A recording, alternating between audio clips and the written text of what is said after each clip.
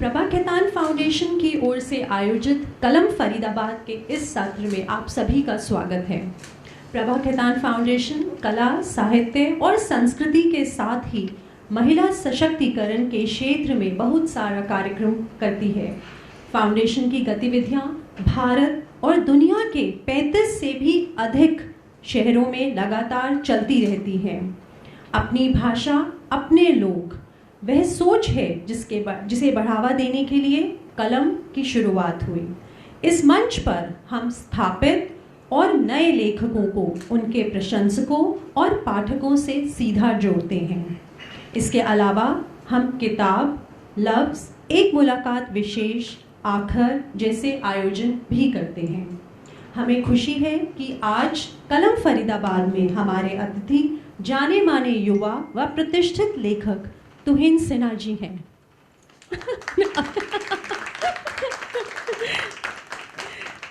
सिन्हा जी, आपका बहुत बहुत स्वागत है। सिन्हा जी एक बेस्ट सेलिंग लेखक, पटकथा लेखक और राजनीतिज्ञ हैं। नई विधियों के प्रयोग की अपनी मनमौजी आदत के चलते सिन्हा को देश के बेहद लोकप्रिय लेखकों में अंकित किया जाता है। आपकी 11 से अधिक पुस्तकें प्रकाशित हैं। ये पुस्तकें अपने विषय और शैली के चलते बेहद लोकप्रिय हैं। खास बात यह है कि सिन्हा की सामाजिक, राजनीतिक, थ्रिलर और रोमांटिक हर तरह की पुस्तकों से अपने प्रशंसकों को चौंकाते हैं। कलम के इस सत्र में आपसे बातचीत करेंगी सुश्री रामी देसाई जी। रामी जी, आपका बहुत बहुत स्वागत है। शमी निरंजन देसाई जानी मानी लेखक, स्तंभकार और मानव विज्ञानी हैं। आप किंग्स कॉलेज लंदन की पूर्व छात्र हैं और अपने anthropology of religion and theology में डिग्री ली है। आप वर्तमान में इंडिया फाउंडेशन में एक विशिष्ट फेलो हैं। ज़्यादा समय ना लेते हुए अब मैं आप दोनों से रिक्वेस्ट करूंगी कि आप आज की इवनिंग को आगे लेके जाएं और आप सभी से रिक्वेस्ट करूंगी कि मोबाइल फ़ोन्स को साइलेंट मोड या स्विच ऑफ मोड पे रखें, रिलैक्स करें और इवेंट को एंजॉय करें। Thank you so much. Over to you both. Thank you. Thank you Shreya ji, Prabha Khaitan foundation, my publisher Amaryllis, Rami and all the guests present over here. Faridabad में इस कार्यक्रम में आके बहुत खुशी हो रही है कि जैसे आप दिल्ली से बाहर निकलते हैं तो माहौल जो है थोड़ा शांत, थोड़ा जो है भीड़ भाड़ कम हो जाती है और वो अपने आप में जो एक आनंद की अनुभूति होती है। And like I was mentioning to one of the friends over here, because I have grown up in Jamshedpur, which was a small town, I love, the feel of just stepping out of cluttered cities. So great to have you all here. Thank you, Rami, for your time. Birsa Munda, जैसा कि श्रेया जी ने बताया, मेरी Shweta, sorry, I am so sorry, जैसा कि श्वेता जी ने बताया, ये मेरी 12वीं पुस्तक है। और कई बार जब आप अनेक विषयों पर लिख लेते हैं तो आप अपनी इनवर्ड जर्नी शुरू करते हैं। तो 2006 में जब इंडियन पब्लिशिंग इंडस्ट्री एक तरह से खुल रही थी, उस वक्त and I belong to a generation which did not grow up wanting to become authors. We are all authors by default. तो जब हम कुछ नहीं कर पा रहे होते हैं तो लिख लेते हैं, और कई बार जब सक्सेस हासिल होती है तो you don't want to leave it, you want to bring out more and more books. So my first book came out in 2006. That was a romantic book around complexities of urban relationships. And then onwards, I took it as a challenge to attempt multiple genres. But to write a historical, on a historical issue is something which I had not imagined until a few years back. इसका कारण ये भी है कि 2014 से जो हमारी सोच है, हमारा नज़रिया है, उसमें बहुत सारे चेंजेस आए हैं। और ख़ासकर इस वर्ष में जो आज़ादी का 75वां वर्ष है, जो कि प्रधानमंत्री जी का भी एक विज़न है कि जो लोग जिन्होंने आज़ादी में अपनी अहम भूमिका निभाई है लेकिन जिनको वो उपयुक्त स्थान नहीं मिल पाया है, क्या हम उनकी कहानी जनता तक और छोटे शहरों में, गाँव तक पहुँचा सकते हैं। तो Birsa Munda is one such character. ये इसलिए भी इम्पोर्टेंट हो जाता है क्योंकि जिस शहर में मैं बड़ा हुआ हूँ, वहाँ पे एक बिरसा चौक है, वहाँ पे बिरसा नगर है, और जो बिरसा मुंडा का जो आंदोलन का स्थल था वो शायद मेरे घर से 80-100 किलोमीटर की दूरी पर था। लेकिन दुख की बात यह है कि शुरुआती दिनों में या जब स्कूल के जीवन में जिज्ञासा होती थी जानने की कि बिरसा मुंडा कौन है, उनकी कहानी, उनकी जीवनी के बारे में जानने की इच्छा होती थी, तो कोई प्राइमरी सोर्सेज ऑफ इंफॉर्मेशन जो था वो बहुत लिमिटेड होता था। तो ये परिवर्तन 2014 के बाद आया, when it was no longer embarrassing to own up some of our historical heroes, be it Savarkar, be it Birsa Munda, be it a lot of other heroes whose contribution to our freedom struggle, to our nation, to our civilization has been pivotal, but who continue to remain ignored. तो बिरसा मुंडा जो ये किताब है, उस दिशा में एक ऐसे किरदार को, एक ऐसे हीरो को उनका उपयुक्त स्थान इतिहास में मिल पाए, वो मेरा एक छोटा सा प्रयास है। Over to you Rami, would you take this ahead? Tuhin, that was very eloquently said. I think 2014 has been a great turning point for our civilizational narrative. And I think, like I've mentioned to you and I've mentioned to you, I have been traveling and I only landed at 5 in the morning. But when Tuhin asked me to come here, of course, he's a dear friend, but also because we were talking about such an important subject. Birsa Munda is one of the characters that has come up now in our memory. And it's really sad that, characters like this who have played such a huge role have not been present in our memory. When I was growing up, we didn't know any of these people, and people like Tuhin are bringing it to the forefront. It takes a lot of effort to write books like this, because let me also tell you that I have studied the Northeast, the tribal belt in the Northeast for over 14 years. I've traveled these areas, I've lived in these areas, I've set up a foundation in Guwahati in 2010. And as Tuhin, I think, would agree, that primary information is very difficult to find. Archival material is not organized. So when you go to write a book like this, I can only imagine what Tuhin has had to go through to put something of this magnitude together. This is not a small book. This takes us through, it takes us through the memory of what somebody this young had to go through, the kind of confidence he had, the kind of, impact that he had on society. And this sort of civilizational narrative, I believe, is really important to revive, because this is one Birsa Munda and there are thousands of them throughout the country. In the Northeast, you have Rani Getalu, who at the age of 16 took on the British. At the age of 16 became a freedom fighter. And I think, this is, Tuhin is setting standards for a lot of writers, Thank you. Going. That's too kind. No, that's not too kind, because I know I've worked in these areas and these are not easy books to write. So, Tuhin, I actually have a question for you. Is that how do you think, you've said that post 2014 this has changed, and people have started talking about these characters that were never spoken about. How do you think this is changing our civilizational narrative, one? And why do you think this has happened? Why do you use the year 2014? Well, this is not a political discussion, so I would, as tempting as it may be for me to take pot shots at a certain person who is hell-bent on proving that India is a union of states, which it is not. So I think the homogeneity, you will be very surprised that, while we talk about the first war of independence being in 1857, once you delve deeper into it, you realize that tribal mutinies have been going on from nearly 1770. And in many of the cases, they supplemented or they complemented the mainstream freedom movement, which was reported, but the other freedom movement, which was happening quietly in villages, in jungles, they were never reported. So when you talk of Sabka Saath, Sabka Vikas, it is very important to talk about that tribal population, because while tribal population in a country is about 9 to 10%, we must realize that that population has been the most vulnerable population, to conversion activities, at times forced conversions, at times enticed conversions. And number two, in some areas they have also been, induced into Naxal activities. Thankfully, in the last, unfortunately 2014 is an important reference point, because even the Naxal violence or the fatalities in Naxal violence have come down remarkably.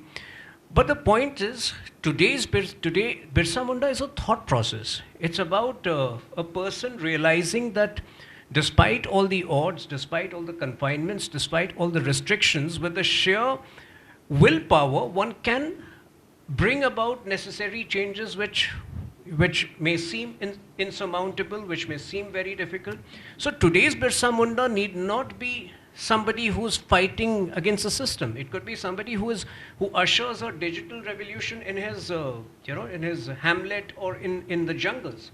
It's about the sheer willpower to do what others think you're not capable of doing. So in fact, one of the first sessions, I had followed a different approach with this book. I revealed the cover almost a year before, or 8 or 9 months before the book actually came out, because I wanted it to be a very involved movement right from the stage of the book being edited with the readers. Suresh Prabhuji had launched the cover in one of the online sessions, because in those days, because of the pandemic, we were not having too many offline sessions. And he's from Maharashtra, but I still remember his words. He was, during the course of the discussion, he had expressed his sheer awe at the way Birsa Munda, a virtually illiterate person, had organized a sort of private army going from jungle to jungle without, and some of these jungles still don't have all-weather roads. Some of these jungles still don't have proper mobile connectivity. So you can imagine the kind of planning, the kind of precision which may have gone into his organizing a private army. And while I can not say this with absolute authority, because I'm still kind of researching on it, 40 years later, 40 years after Birsa Munda's movement, Subhash Chandra Bose had organized an international private army, traveling to Japan, traveling to...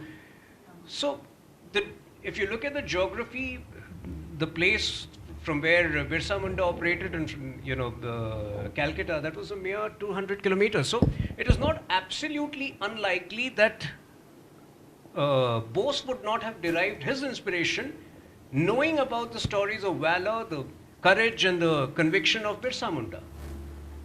So because in those days, especially about what was happening in tribal areas, hearsay was the primary way of knowing what was happening.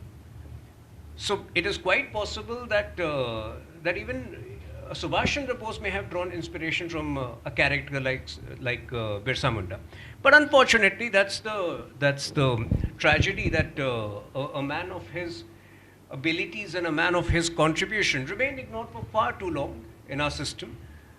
And but I'm glad the correction has begun, and hopefully it will only grow from here. I want to supplement this, with what you said about Subhash Chandra Bose also taking a cue from the routes that Birsa Munda traveled. A lot of these routes, ancient routes that were in these tribal areas, were fairly remote. And these were the routes that the tribals themselves used for trade. When the British came in, the British wanted to use these routes. And the tribals were not very happy with that. Mm-hmm. And that was one of the points of conflict, because they had their own administrative frameworks. They had their own ways of doing things, For them, their land was God. And the British coming in and wanting to use their trade routes without giving a revenue or, colonizing these very independent tribes was taken as offense, was taken as disrespect. So surely these routes existed.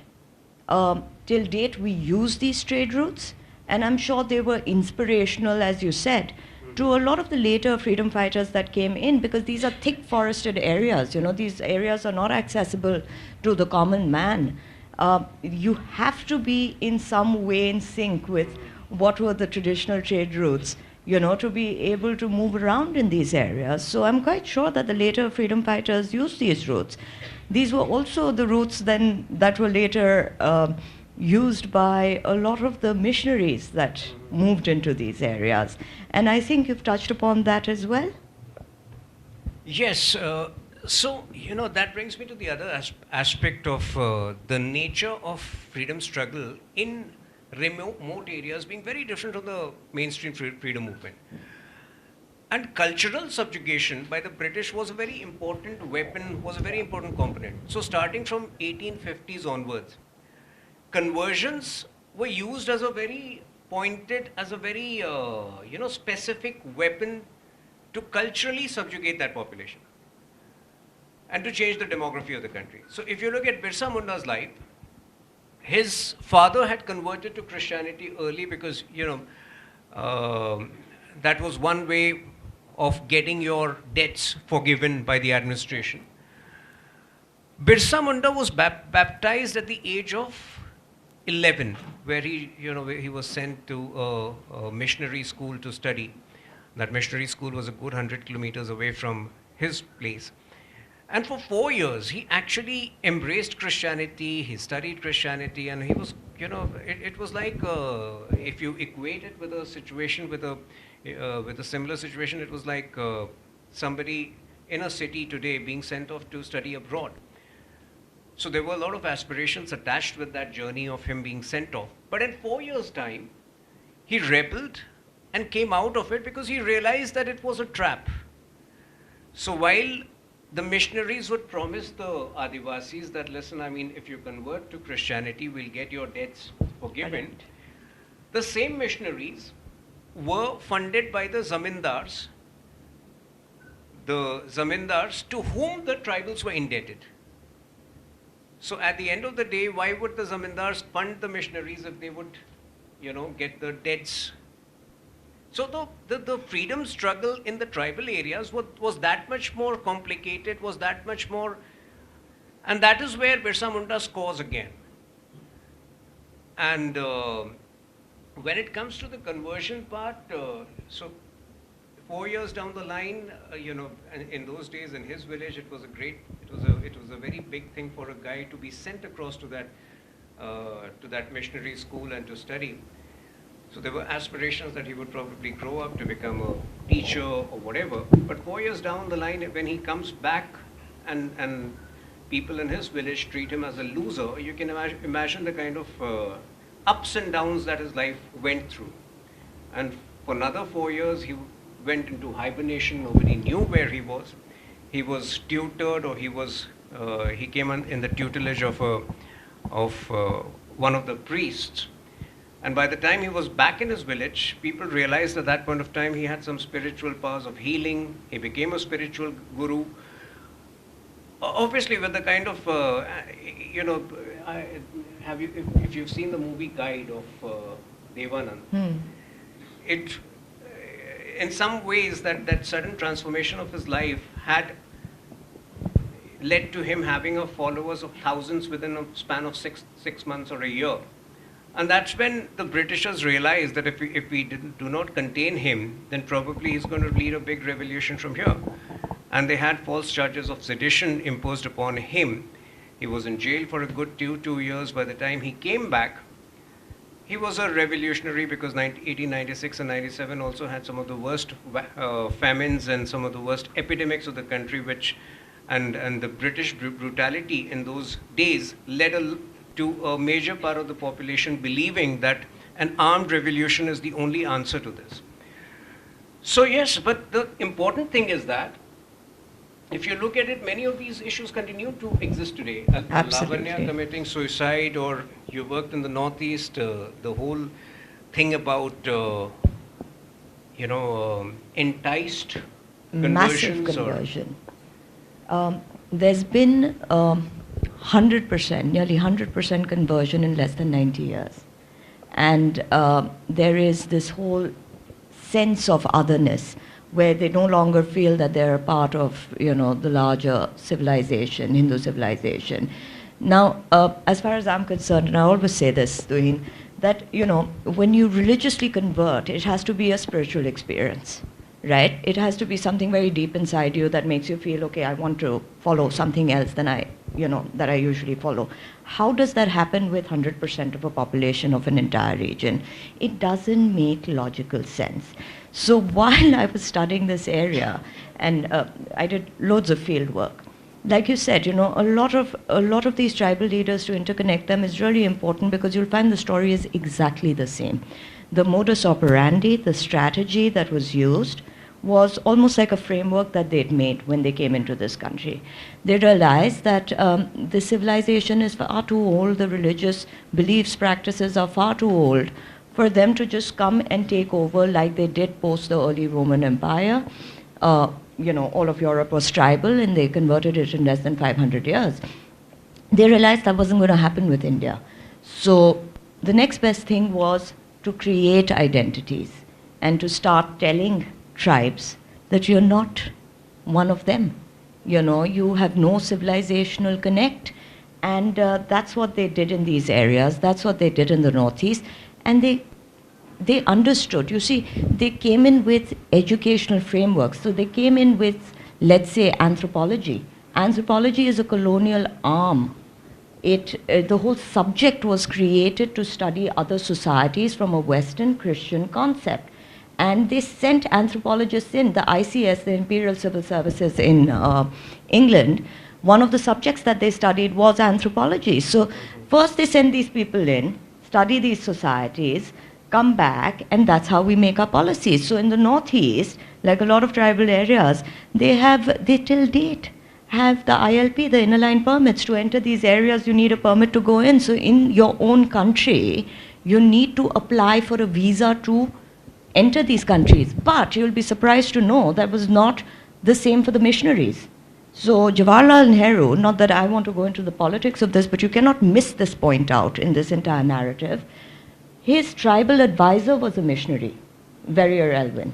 And Verrier Elwin had this idea that, we must protect tribal regions, we must protect them. But how must we protect them? We must seclude them. So only missionaries are allowed. So the missionaries came, gave them a script. The minute they taught them the script, they gave them the Bible to read.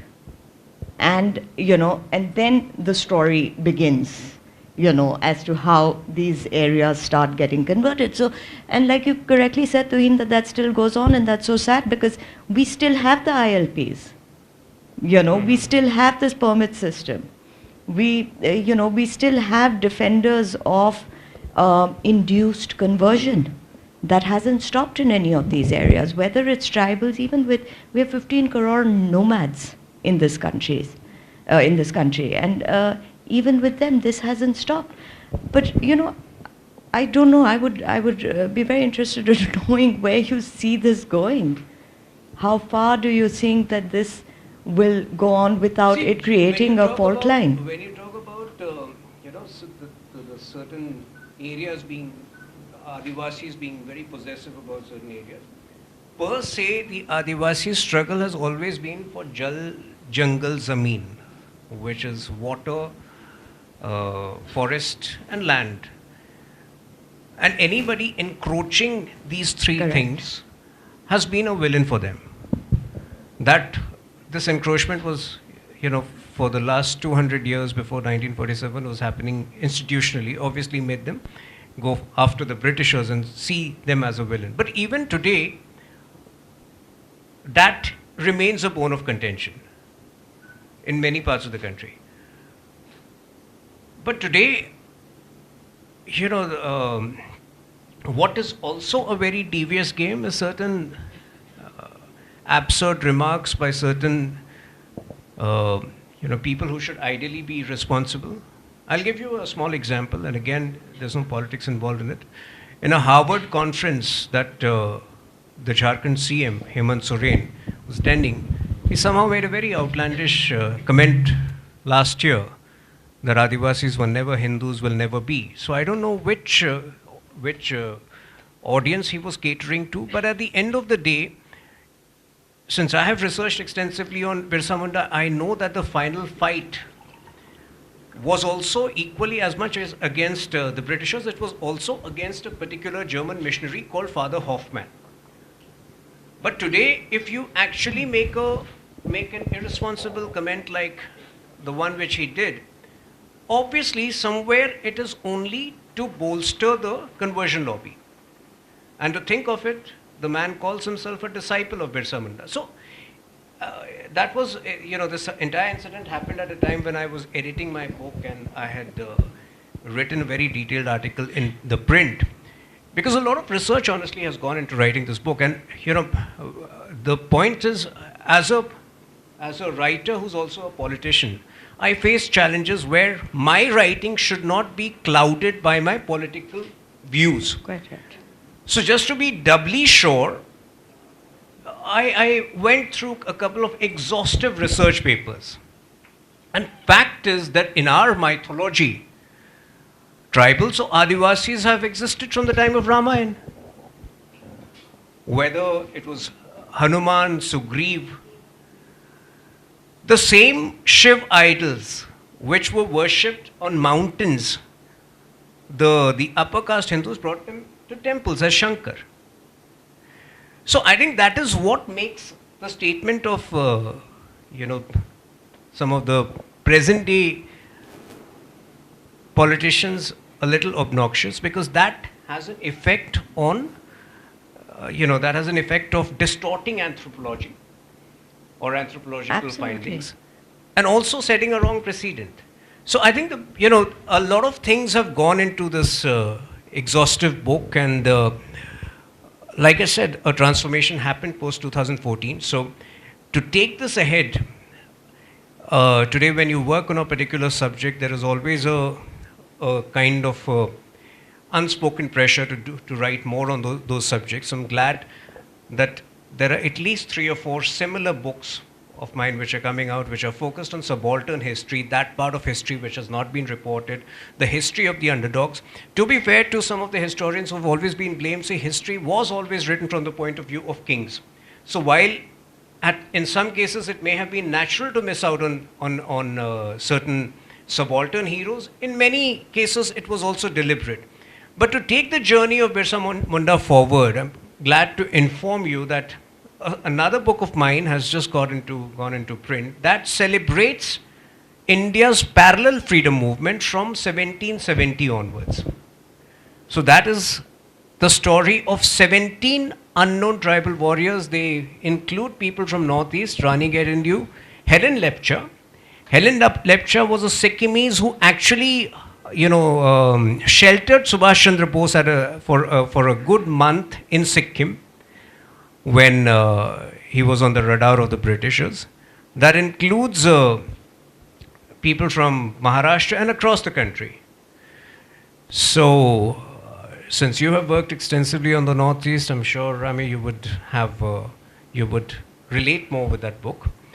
But I'm sure, the 10 years that you have spent in the Northeast, the experiences of tribals in Jharkhand would not be very different from what...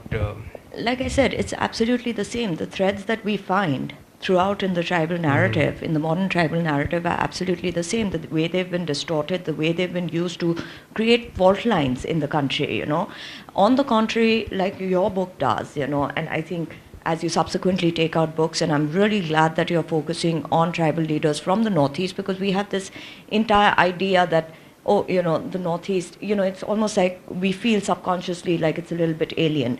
When stories like this come out, it unifies our civilizational narrative instead of creating fault lines, like you mentioned, with political leaders making not just obnoxious statements, but illiterate statements. This doesn't come from any educational foundation, because like Tuhin said, that, our scriptures are there to tell us that they were very much a part, the tribal population was very much a part of our civilization.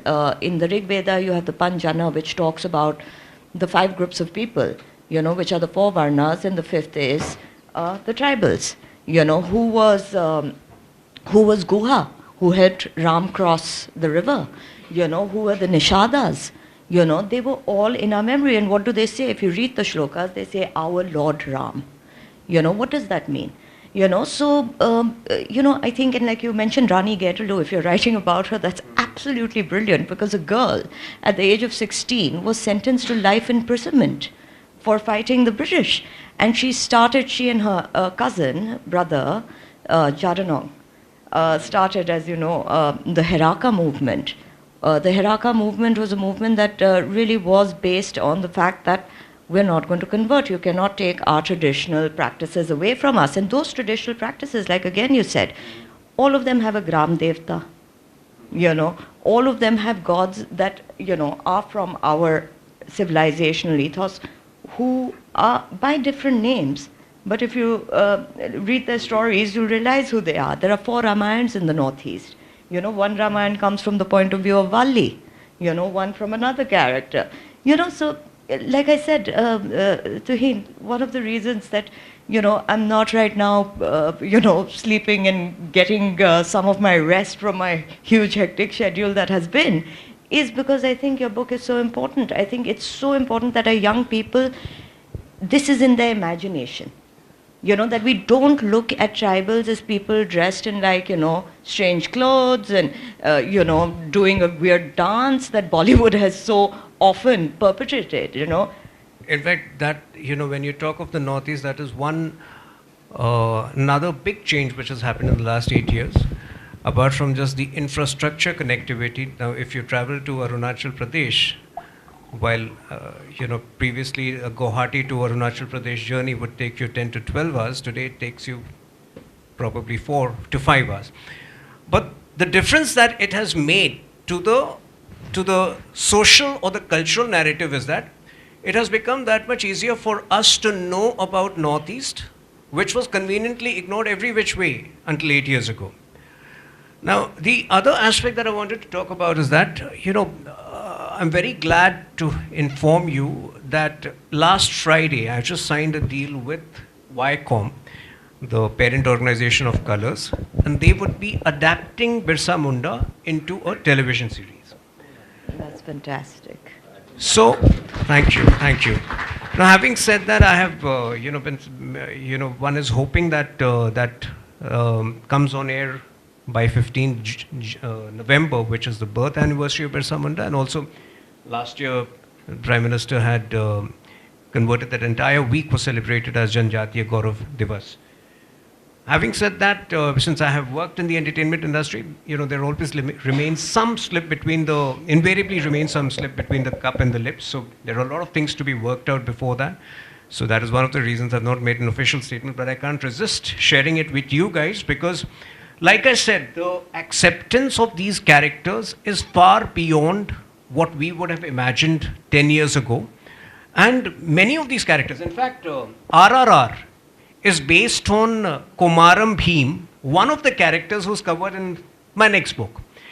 So if you look at it, if an RRR, which is probably one of the biggest or the biggest grosser of the year, can turn to subaltern India, can turn to an India which we were, you know, conveniently ignoring until a few years back for its story, I think this is an ocean of opportunity waiting to unfold.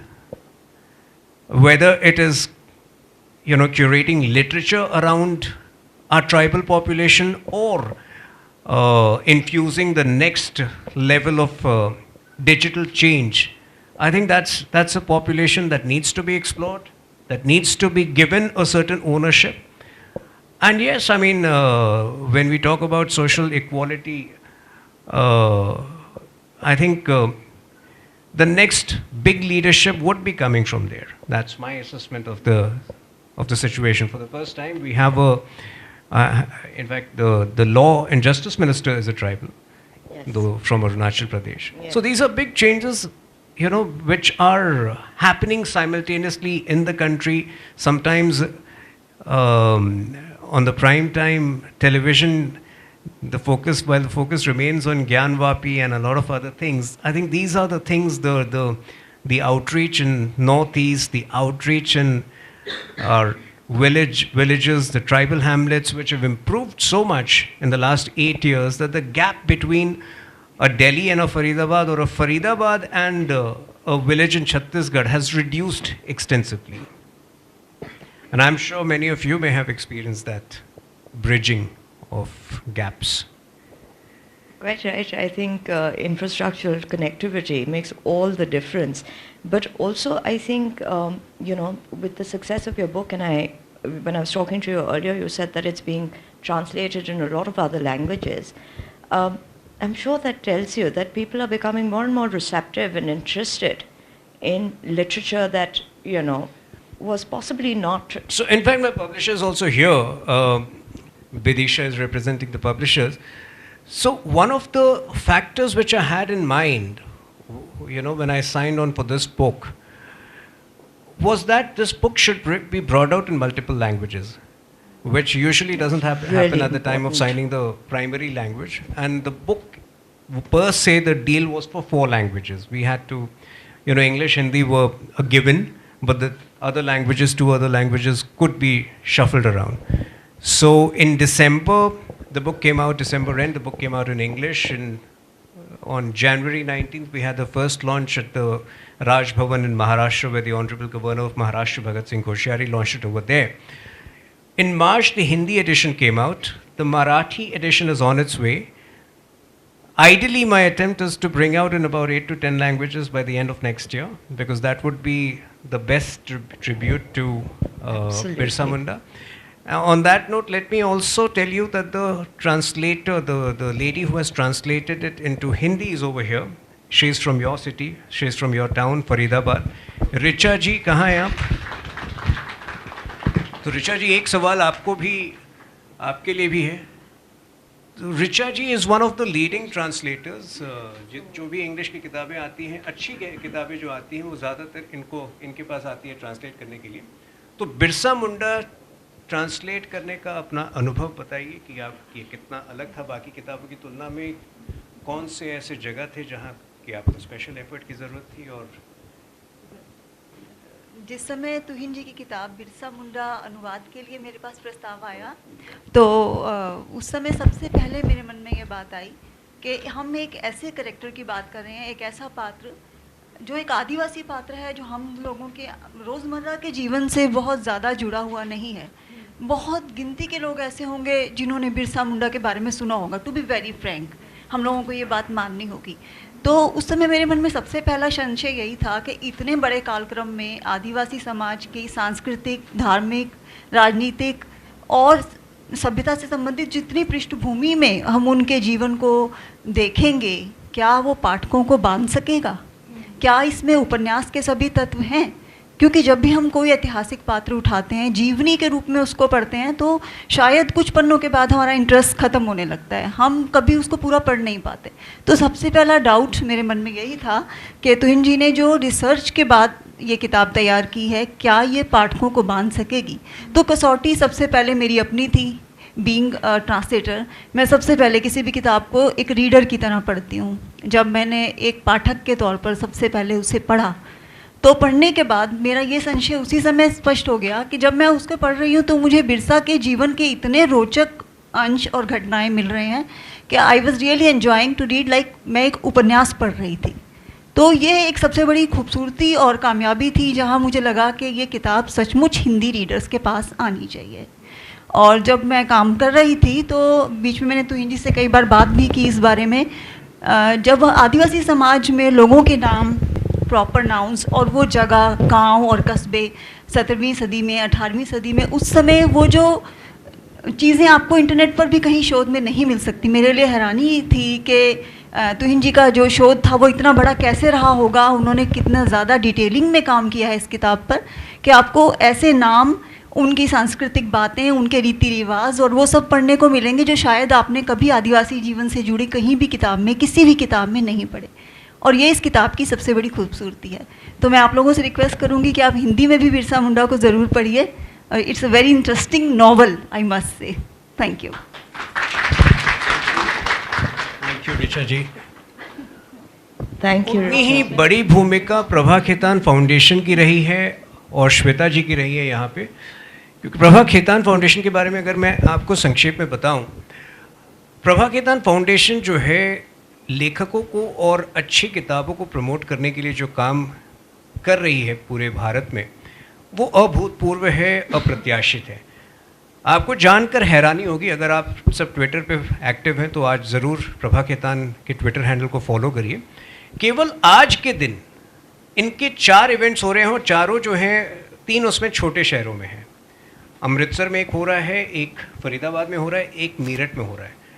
तो आप समझ सकते हैं कि 10 साल पहले जहां English की किताब जब निकल जाती थी, वो पहले 2 महीने में जो भी सेंसेशन, जो क्रेज़ जनरेट करती थी या जो भी ट्रैक्शन जनरेट करती थी, उसके बाद उस किताब को लोग भूल जाते थे या उस किताब की जर्नी वहाँ लगभग समाप्त हो जाती थी।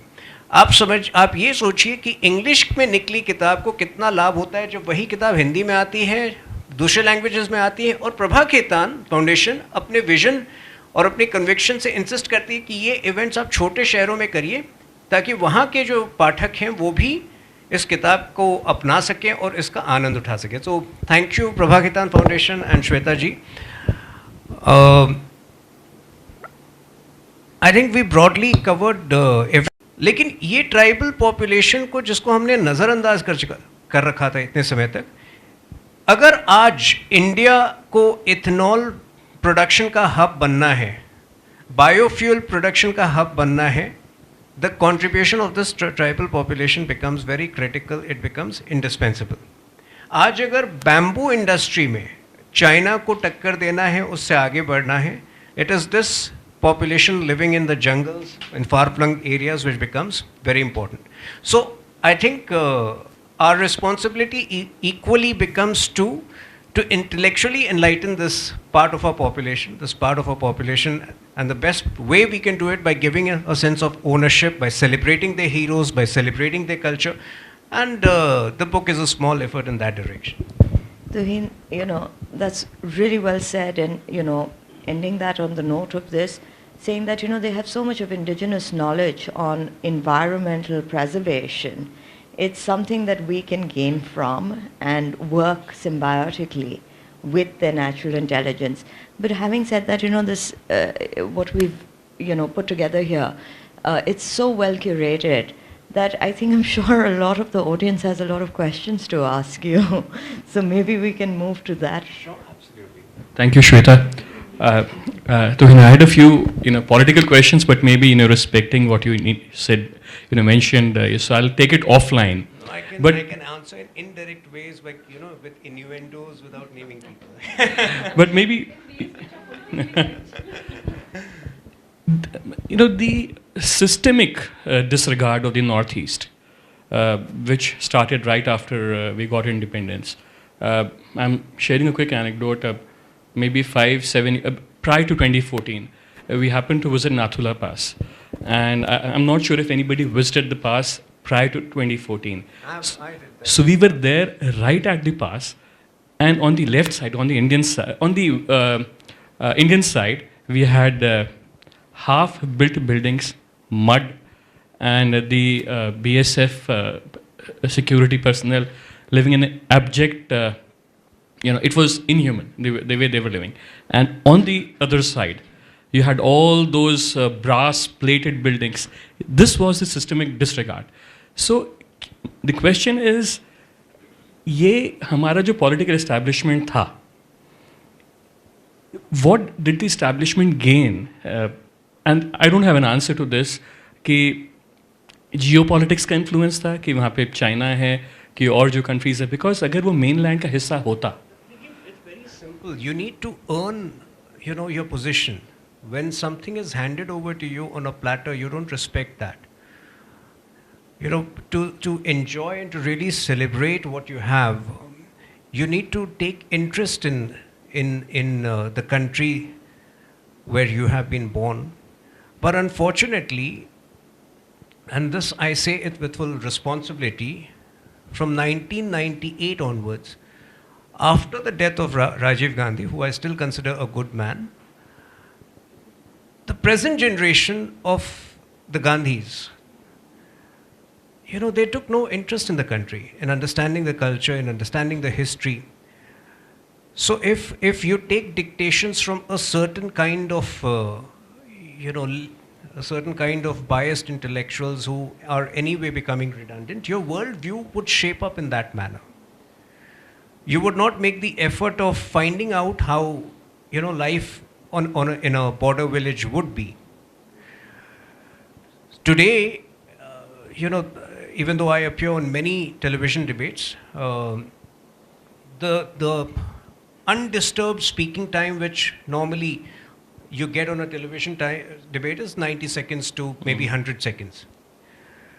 Even though today, now I'm more relaxed, but 2 years ago, I would watch many of those videos late in the night, and if I were not happy, I would not get sleep that night.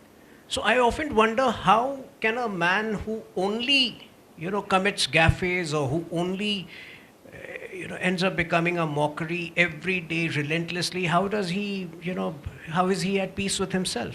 So I think it's about you earning something and vis-a-vis you being given something on a platter.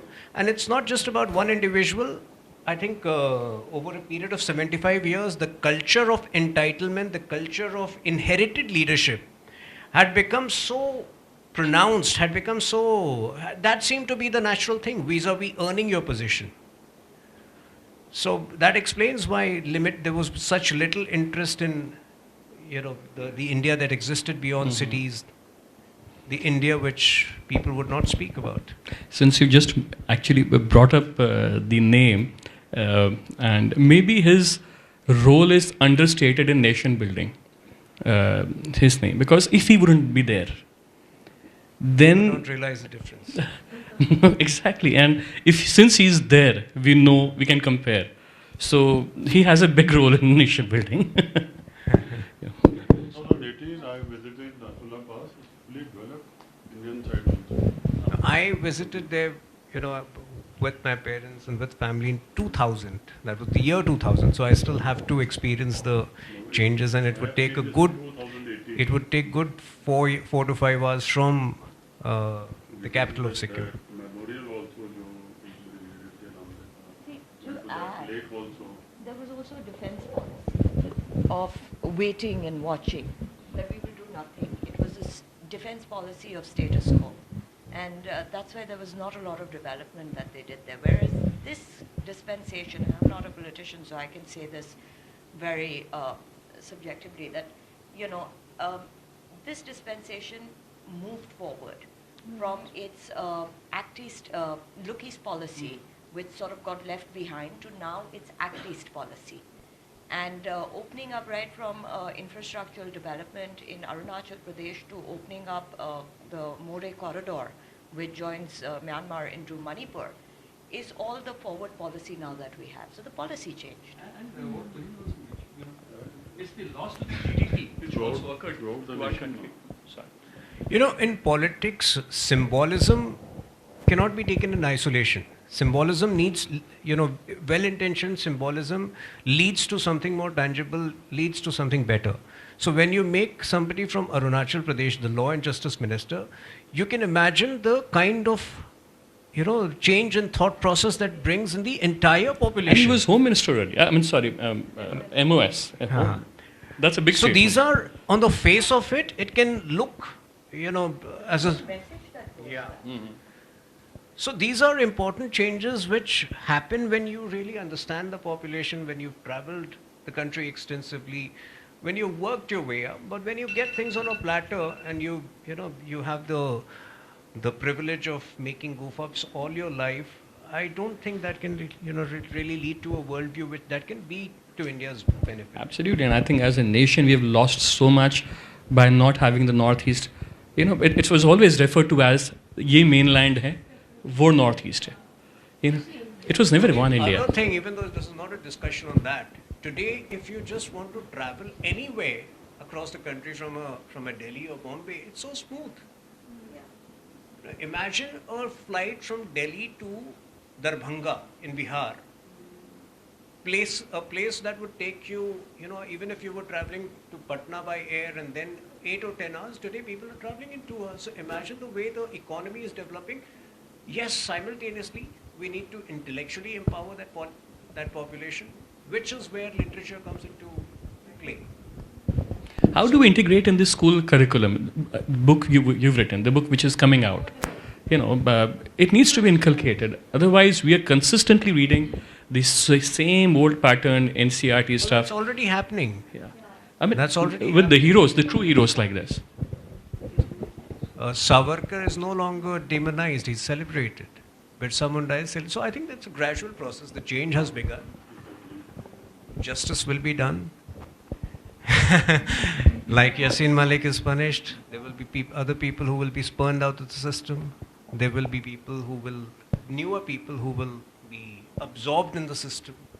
So I think it's a gradual process, but the important thing is that the change is visible, it's irreversible. Irreversible, you're right. Anyone else who has a question?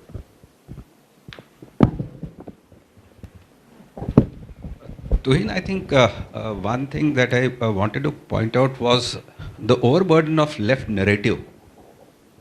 Over the years, I think it is diminishing, but the disproportionate time they are getting even in the debates, you are there.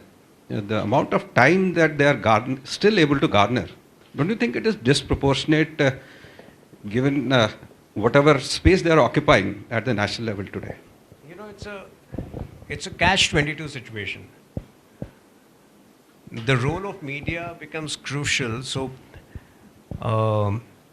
in fact, I just realized a couple of days ago that probably in the last 10 days or so, in all the debates that I had appeared, probably apart from me, there were probably everybody else belonged to a certain thought process. So the thing is to shunt out that thought process somewhere. They're ending up, like you say, I completely agree. For the time being, they're ending up getting a space far disproportionate to what they deserve. But ideally, I think, like I said, there are so many beautiful things happening in the country that if the media also focuses on that, there are beautiful stories from the hinterlands which never come to the fore. Imagine if you just, if you're not snobbish, and I know you're not snobbish. If you just travel in one of the flights, like my previous event was in Patna, and the launch of Birsa Munda book. When I was traveling back from Patna to Mumbai, the kind of the crowd that was there on the flight, I think 50% were first-time flyers. So yes, I think a lot of changes are very visible, and the spurning or the complete eradication of the left historians is, I think, some time away, but that would also happen sooner. I think books like this would make for the change. We have a Sai Deepak today staring into the eyes of Shashi Tharoor on a dais. I think such things will make way for what has been happening in the past. Thank you. Thank you. Anyone else who has a question? Excuse me, ma'am. Yeah, please. How do you manage to maintain your political career as well as write books? I like to multitask. Because, I think, in our generation, we grew up being told about certain things, at least 2 or 3 things, which at least today don't hold. तो जब हम बच्चे थे तो कहा जाता था कि सिर्फ एक चीज़ में फोकस करो पूरी ज़िंदगी, बाकी कुछ मत करना. दूसरी बात कही जाती थी कि अपनी प्रशंसा, अपनी तारीफ कभी मत करो, दूसरों को करने दो. तो कम से कम ये 2 चीज़ें जो हैं कम्प्लीटली आज की तारीख में, आज के संदर्भ में बदल गई हैं. आप अगर अपनी तारीफ ना करें, if you don't talk about your achievements day in and day out, then you're nobody. Similarly, if you only stick to one thing in life, then you end up being at the mercy of luck, destiny. So I think it's a tactical shift. You should always, that's my advice to the younger generation. You should have a plan B, you should have a plan C, and very cleverly I don't know how many of you are invested in the stock market, but just like you play around with your stocks, you should work out different permutations and combinations of plan A, plan B, and plan C. The end result should be you should be able to enjoy life, not in Nepal or not in other places, but in India. And, you should have a reasonable degree of success and happiness.